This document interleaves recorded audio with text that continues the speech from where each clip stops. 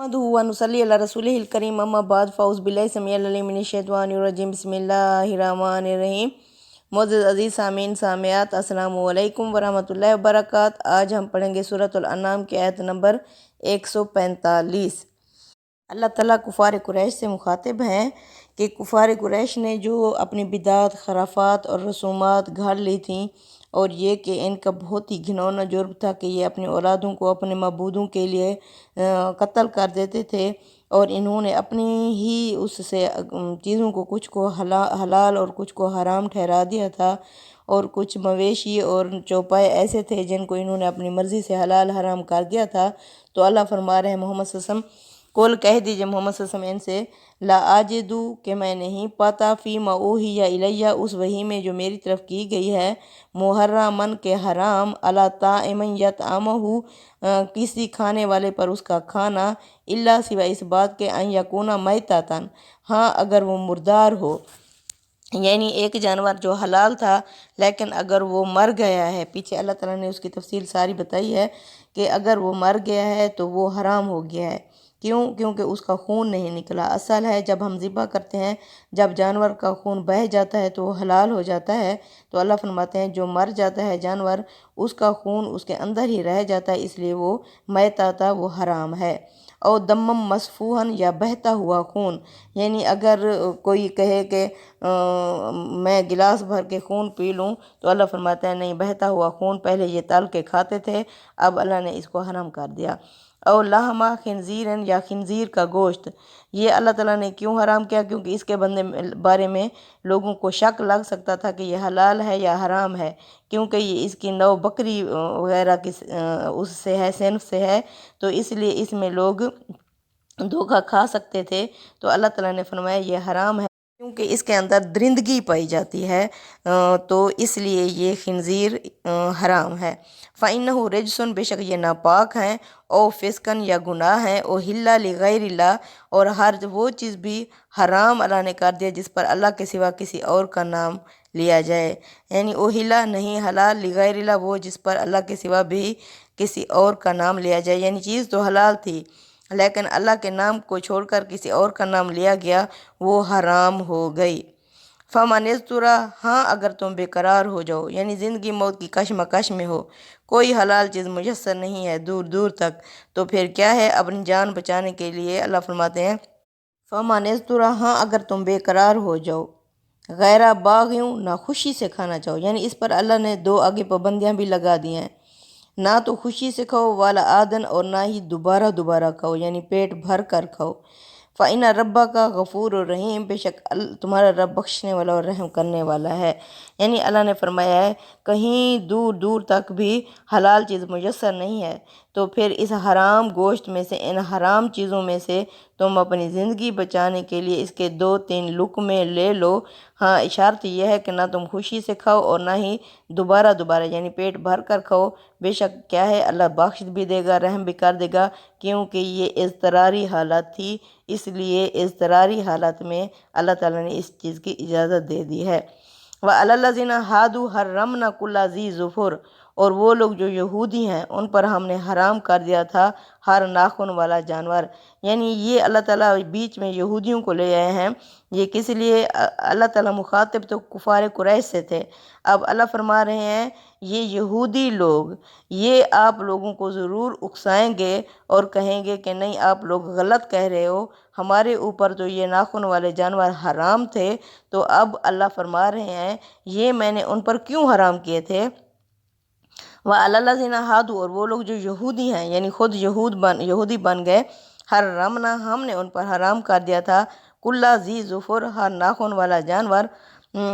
وَمِنَ الْبَقَرِ یعنی کہ گائے، والغنامی اور بکریاں، حرمنا علیہم ہم نے حرام کر دی تھی ان پر، شحومہما ان دونوں کی چربی بھی، الا ما حملت ہاں جو لگی رہ جائے،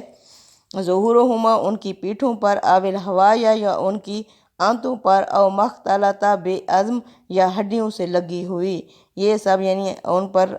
حرام تھیں یہ جانور۔ ذالک جزینہم یہ ہم نے سزا دی تھی، یہ بدلہ تھا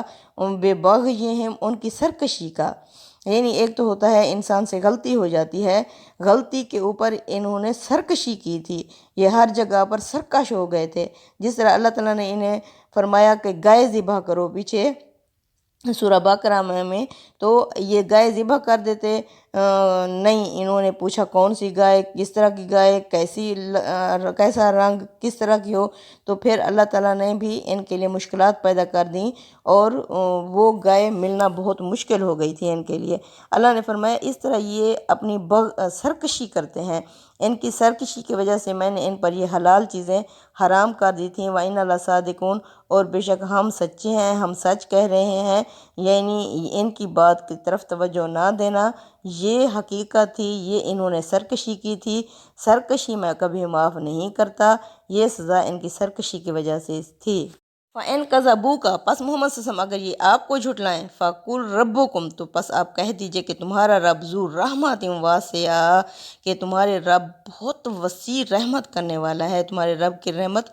بہت وسیع ہے، یعنی اللہ تعالیٰ تمہیں نہیں پکڑ رہا، کس وجہ سے؟ کیونکہ اللہ تعالیٰ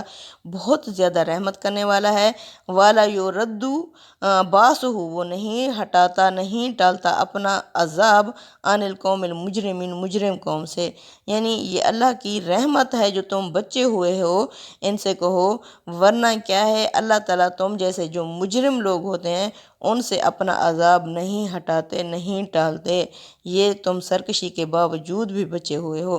سَيَقُولُ الَّذِينَ أَشْرَكُوا، ان قریب کہیں گے یہ مشرک، عرب کے مشرک لوگ، لَوْ شَاءَ اللَّهُ مَا أَشْرَكْنَا، اگر اللہ چاہتا تو ہم شرک ہی نہ کرتے، یعنی یہ چاہتے ہیں کہ اللہ خود چاہتا ہے کہ ہم ان ہستیوں کو، ان بتوں کو، ان کو اللہ کے ساتھ شریک ٹھہرائیں، اگر اللہ چاہتا تو ہم شرک ہی نہ کرتے، ولا آباؤنا، اور نہ ہی ہمارے آباء و اجداد شرک کرتے، ولا حرمنا من شین، اور نہ ہی ہم حرام کرتے کسی چیز کو، کذالک کذب الذین من قبلہم، اسی طرح کہا تھا، جھٹلایا تھا ان لوگوں نے جو ان سے پہلے تھے، حتی ذاقوا باسنا، یہاں تک کہ انہوں نے چکھا ہمارا عذاب۔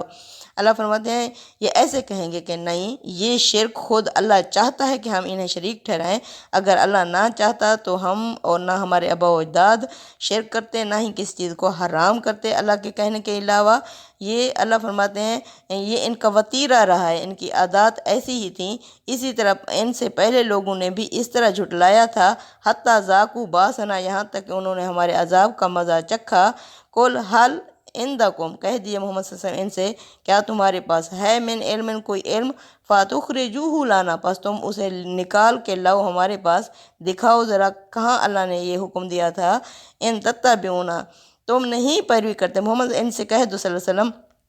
کہ تم نہیں پیروی کرتے، الا الظن، مگر سوائے گمانوں کی پیروی کرتے ہو، وَإِنْ أَنْتُمْ إِلَىٰ تَخْرُصُونَ، یہ کہ تم قیاس ارائیوں سے کام لیتے ہو، یعنی یہ جو چھوٹ اللہ تعالیٰ نے تمہیں دی ہوئی ہے یہ کس لیے دی ہوئی ہے؟ کیونکہ اللہ تعالیٰ نے زمین میں انسان کو آزادی اور اختیار کا جو ارادہ دیا ہے، اسی وجہ سے تم بچے ہوئے ہو، کیونکہ اللہ نے خود دیا ہے انسان کو یہ آزادی اور اختیار کا جو ارادہ اللہ نے دیا ہے، اللہ اس میں مداخلت نہیں کرتا، اگر اللہ چاہتا تو تمہیں آنے وحد میں ہی ختم کر دیتا، لیکن اللہ تعالیٰ نے شیطان کو بھی چھوٹ دے دی قیامت تک، کیوں دے دی؟ کیونکہ اللہ تعالیٰ نے زمین میں آزادی اور اختیار دے کر انسان کو بھیجا ہے۔ قل فللہ الحجۃ البالغہ، کہہ دیے محمد صلی اللہ علیہ وسلم ان سے، اللہ کی دلیل، اللہ کی حجت ہی پوری ہو کر رہنے والی ہے، یعنی دلیل اپنی آخری جگہ تک پہنچ کر رہے گی۔ فلو شاء لہداکم اجمعین، بس اگر اللہ چاہتا تو تم سب کو ہدایت دے دیتا، یعنی اللہ تعالیٰ نے جو آزادی اور اختیار دیا اس میں کیسے اللہ دخل دے سکتا ہے؟ اگر اللہ نے ہدایت دینی ہوتی تو کن فیکون، پس تم سب کو ہدایت ہی دے دیتا، یہ تمہیں سرکشی تمہارے اندر ہوتی ہی نہ۔ قل حل شہداءکم الذین، کہہ دیجئے کہ تم لاؤ اپنے شہیدوں کو، اپنے گواہوں کو، الذین، وہ لوگ، یشہدون ان اللہ حرم، وہ جو اس بات کی گواہی دیں کہ بے شک اللہ نے حرام کیا ھذا، ان چیزوں کو، فَإِن شَہِدُوا، پس اگر محمد صلی اللہ علیہ وسلم وہ گواہی دے بھی دیں، فلا تشہد معہم، تو آپ لوگ ان کے ساتھ کبھی بھی گواہی نہ دینا، ولا تتبع اہواء الذین، اور آپ نہ پیروی کرنا ان لوگوں کی خواہشات کی، بدعات کی، رسومات کی، کذبوا بآیاتنا، وہ لوگ جو جھٹلاتے ہیں ہماری آیات کو، والذین لا یؤمنون بالآخرۃ، اور وہ لوگ جو آخرت پر ایمان ہی نہیں رکھتے، وہم بربہم یعدلون، اور وہ یہ اپنے رب کے ساتھ ہمسر یعنی شریک ٹھہراتے ہیں۔ یعنی یہ لوگ جو اپنے رب کے ساتھ شریک ٹھہراتے ہیں وہ آخرت کو مانتے ہی نہیں ہیں۔ اگر وہ آخرت کو مانتے ہوتے تو وہ اپنی خواہشات کی پیروی نہ کرتے اور وہ اپنے رب کے ساتھ شرک جیسا گھناؤنا جرم بھی نہ کرتے۔ اصل بات یہ ہے کہ وہ آخرت کے منکر ہیں، آخرت کو ہی نہیں مانتے۔ ان کا کیا عقیدہ ہے؟ وہ کہتے ہیں یہ جو ہمارے معبود، یہ جو ہم نے خانہ کعبہ کو اپنے معبودوں سے بھرا ہوا ہے، یہ ہمیں آخرت میں چھڑا لیں گے۔ ہم کسی آخرت کو نہیں مانتے، اگر قائم ہوئی تو وہاں بھی ہمارا ہی وہ ہوگا، اجارہ داری ہوگی۔ تو اللہ فرماتے ہیں کہ اگر یہ آخرت کو مانتے ہوتے، میری آیات پر یقین رکھتے ہوتے، تو یہ گھنونے جرم میں مبتلا نہ ہوتے۔ صدق اللہ العظیم۔ تقبل منا انک انت السمیع العلیم وتب علینا انک انت التواب الرحیم۔ آمین یا رب۔